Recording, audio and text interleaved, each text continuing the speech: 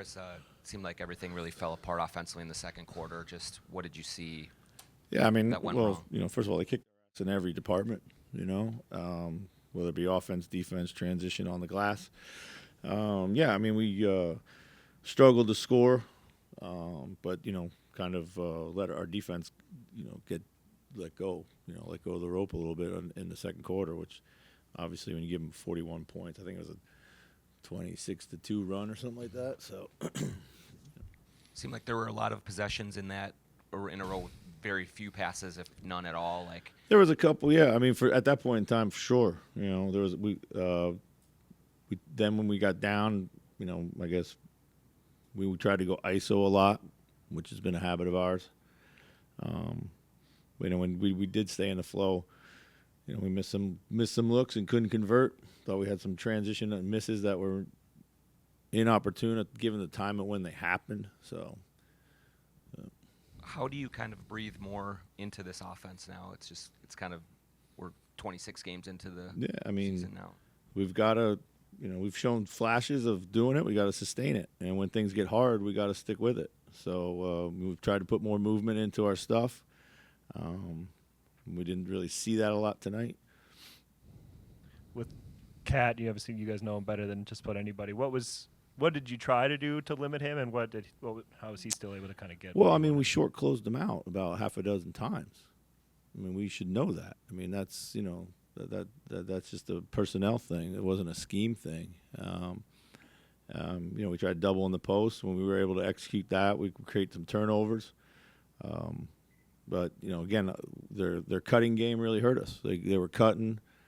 He was finding them sometimes on the cut, but open up the play behind it, and he was making the right play. He was outstanding tonight. So, talk about breathing movement into the offense. How much of that can you do from the bench, and how much it just kind of needs to be? Yeah, I mean, it's been trying to call a lot of sets. Trying to call a lot of plays throughout that part of the game, but we're gonna have to get back to doing what we always do. We know it works. When we move the ball early and we get other guys involved, then shots will open up. So.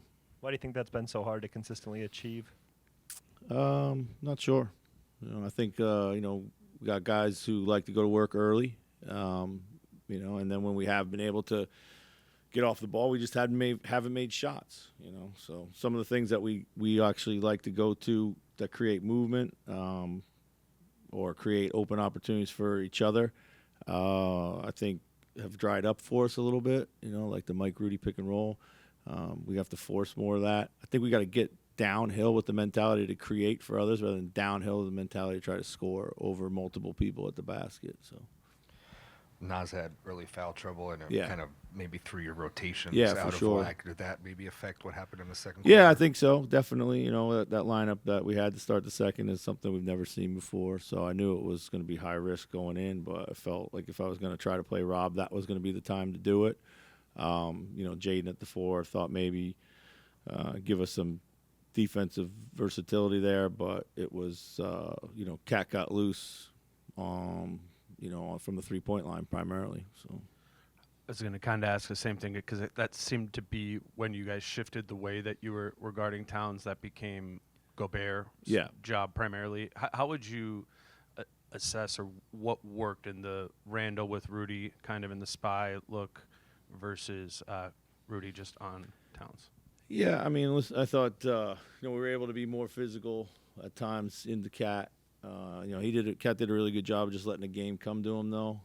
Given the circumstances of the evening, Rudy at the rim was a little bit more impactful,